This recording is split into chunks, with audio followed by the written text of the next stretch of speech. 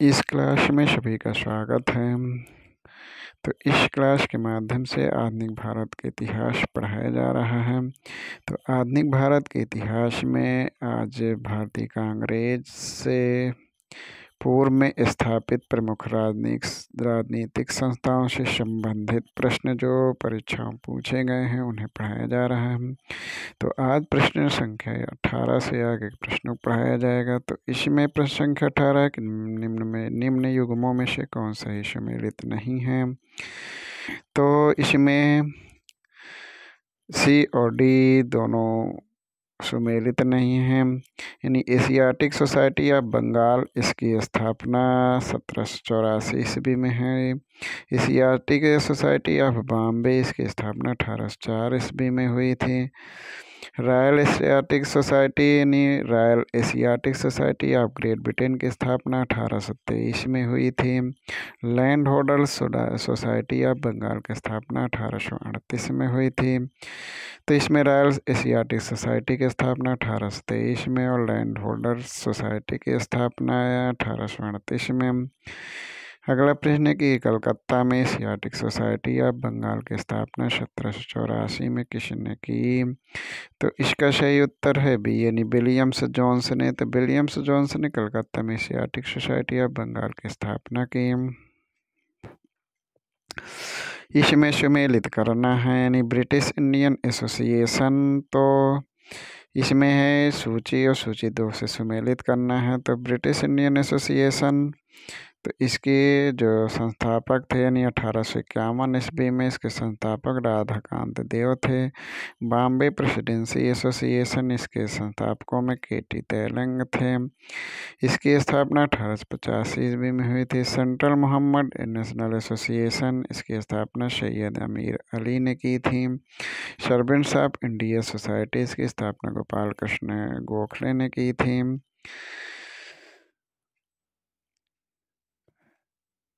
तो महत्वपूर्ण प्रश्न थे। अब अगला टॉपिक में है कि भारतीय राष्ट्रीय कांग्रेस। तो भारतीय राष्ट्रीय कांग्रेस से संबंधित महत्वपूर्ण तथ्य में है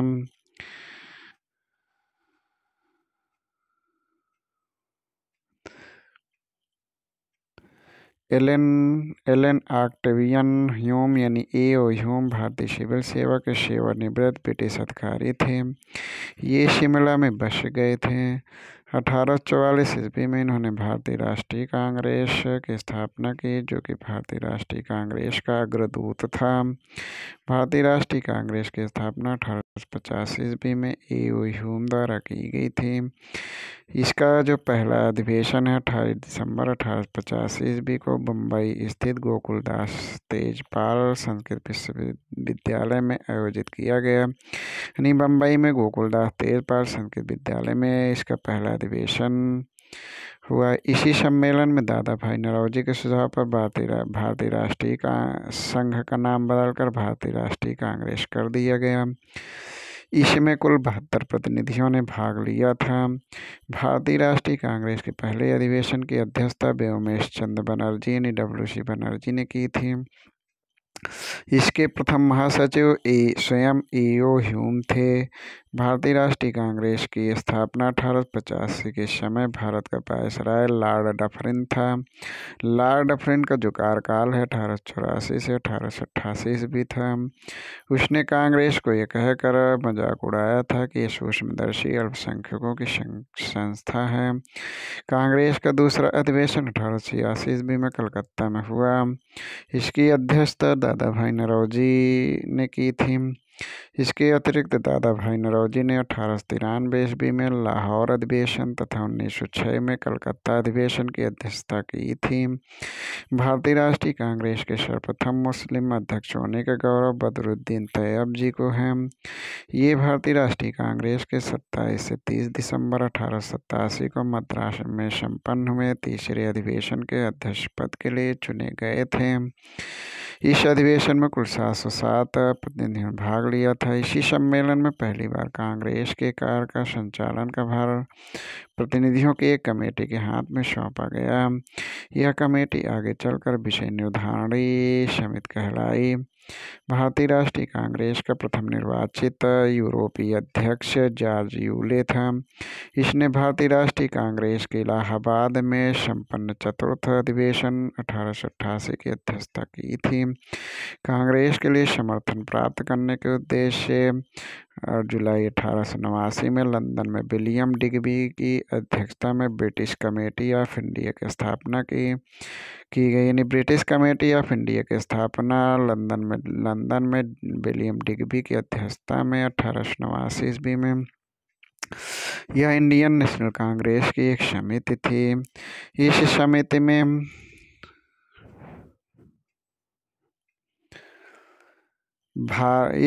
में भारतीय मामलों से अंग्रेजों को अवगत कराया गया।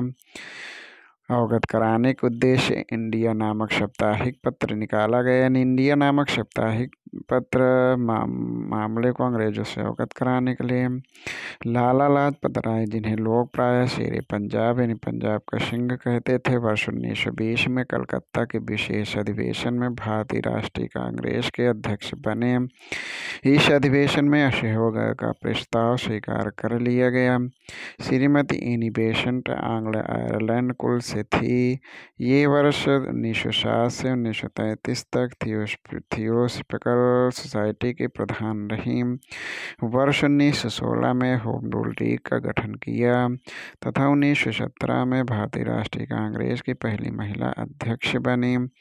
भारतीय राष्ट्रीय कांग्रेस का 27वां अधिवेशन दिसंबर 1912 में बांकीपुर, बिहार में संपन्न हुआ।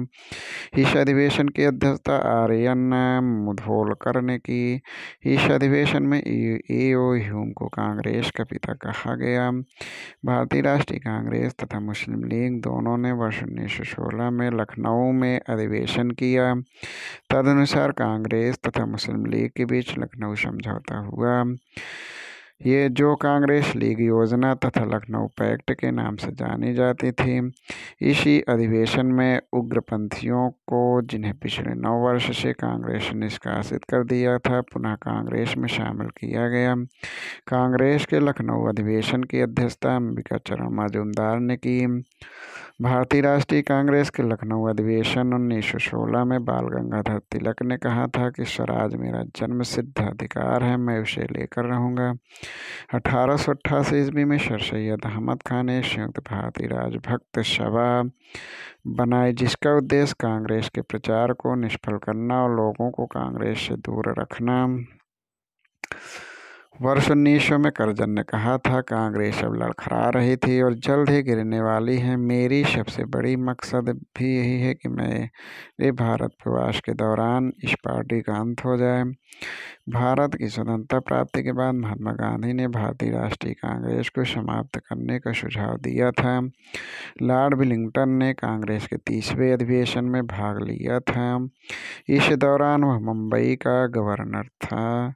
यह अधिवेशन मुंबई में वर्ष 1915 में आयोजित किया गया। महात्मा गांधी ने केवल एक बार 1924 के बेलगांव अधिवेशन की अध्यक्षता की थी। सरोजिनी नायडू ने 1879 से 1949 ईस्वी ये प्रख्यात कवित्री और राष्ट्रवादी नेत्री थीं। 1925 में कानपुर में हुए भारतीय राष्ट्रीय कांग्रेस के 40वें वार्षिक अधिवेशन में कांग्रेस की प्रथम भारतीय महिला अध्यक्ष बनी। 1947-49 में उत्तर प्रदेश की राज्यपाल भी रहीं। जवाहरलाल नेहरू ने वर्ष 1929 में लाहौर, अप्रैल 1936 में लखनऊ तथा दिसंबर 1936 में फैजपुर अधिवेशन की अध्यक्षता की थी। कांग्रेस का 91वां अधिवेशन 1921 फरवरी 1938 के दौरान गुजरात के हरिपुरा में संपन्न हुआ। इस अधिवेशन की अध्यक्षता सुभाष चंद्र बोस ने की थी। इस अधिवेशन में राष्ट्रीय नियोजन नियोजन समिति का गठन किया गया तथा पंडित जवाहरलाल नेहरू को इसका अध्यक्ष बनाया गया।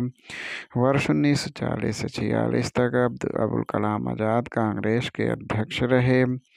JB कृपलानी को कांग्रेस के 54वें अधिवेशन में नवंबर 1946 यानी मेरठ का अध्यक्ष चुना गया था तथा वो आज़ादी के समय भी अध्यक्ष रहे। कांग्रेस के 55वें अधिवेशन दिसंबर 1948 में जयपुर में हुआ। इसकी अध्यक्षता डॉक्टर सी पट्टाभी सीतारामैया ने की।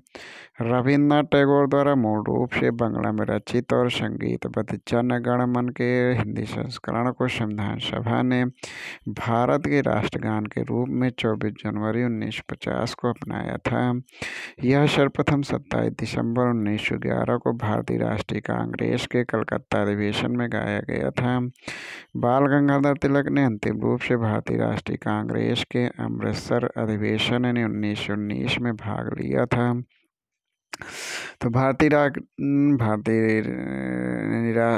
राष्ट्रीय कांग्रेस से संबंधित प्रमुख परीक्षाओं में पूछे गए जो प्रमुख प्रश्न हैं। तो प्रश्न 1 है कि भारतीय राष्ट्रीय कांग्रेस की स्थापना की थी। तो इसकी स्थापना A.O. ह्यूम ने एलन ऑक्टेवियन ह्यूम ने की थी। भारतीय राष्ट्रीय कांग्रेस के संस्थापक थे एक असैनिक सेवक थे। भारतीय राष्ट्रीय कांग्रेस के संस्थापक इसके संस्थापक A.O. ह्यूम। भारतीय राष्ट्रीय कांग्रेस की स्थापना कब हुई थी? तो भारतीय राष्ट्रीय कांग्रेस की स्थापना 1885 ईस्वी में हुई थी। भारतीय राष्ट्रीय कांग्रेस के प्रथम अधिवेशन में कितने प्रतिनिधियों ने भाग लिए? तो 72 प्रतिनिधियों ने भाग लिया था। भारतीय राष्ट्रीय कांग्रेस का प्रथम अधिवेशन कहाँ हुआ था? तो प्रथम अधिवेशन मुंबई में हुआ था। भारतीय राष्ट्रीय कांग्रेस के पहले अध्यक्ष कौन थे? तो भारतीय राष्ट्रीय कांग्रेस के पहले अध्यक्ष W.C. बनर्जी थे। इनमें से भारतीय राष्ट्रीय कांग्रेस के प्रथम वार्षिक की अध्यक्षता की थी तो इसकी अध्यक्षता W.C. बनर्जी ने की थी। 1885 ईस्वी में इंडियन नेशनल कांग्रेस का अध्यक्ष था तो ये अध्यक्ष W.C. बनर्जी थे। ये कांग्रेस के पहले अध्यक्ष थे व्योमेश चंद्र बनर्जी। भारतीय राष्ट्रीय कांग्रेस का प्रथम अध्यक्ष तो W.C. बनर्जी। भारतीय राष्ट्रीय कांग्रेस के 1825 में महासचिव कौन था? तो A.O. ह्यूम 1885 में महासचिव थे भारतीय राष्ट्रीय कांग्रेस के। भारतीय राष्ट्रीय कांग्रेस के स्थापना के समय भारत का वायसराय कौन था? तो भारतीय राष्ट्रीय कांग्रेस के स्थापना के समय भारत का वायसराय लॉर्ड डफरिन था। इसका कार्यकाल 1884 से 1888 ईस्वी में है। किस निम्न गवर्नर में किसने कांग्रेस को अत्यधिक अल्पसंख्यक लोगों का प्रतिनिधित्व करने वाली कहकर उपहास किया? तो लॉर्ड डफरिन ने। 1885 में भारतीय राष्ट्रीय कांग्रेस के स्थापना के समय गवर्नर जनरल कौन था? तो लॉर्ड डफरिन था। लॉर्ड डफरिन के वायसराय काल की एक महत्वपूर्ण घटना थी भारतीय राष्ट्रीय कांग्रेस की स्थापना। किसने कांग्रेस को सूक्ष्मदर्शी अल्पसंख्यक जनता का प्रतिनिधि कहते हुए मजाक उड़ाया था? तो लॉर्ड डफरिन ने। निम्नलिखित में से कौन भारतीय राष्ट्रीय कांग्रेस के स्थापना अधिवेशन में उपस्थित नहीं था? तो राष्ट्रीय कांग्रेस के स्थापना अधिवेशन में सुरेंद्रनाथ बनर्जी उपस्थित नहीं थे।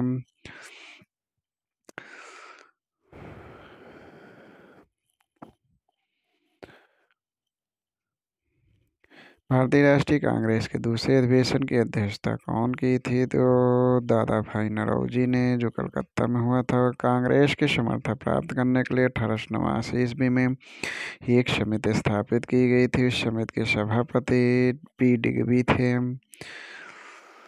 भारतीय राष्ट्रीय कांग्रेस के सर्वप्रथम मुस्लिम अध्यक्ष बदरुद्दीन तैयब थे। 27 से 30 दिसंबर 1887 को मद्रास में संपन्न हुए तीसरे अधिवेशन के अध्यक्ष पद के लिए भारतीय राष्ट्रीय कांग्रेस के पहले मुस्लिम अध्यक्ष बदरुद्दीन तैयब जी।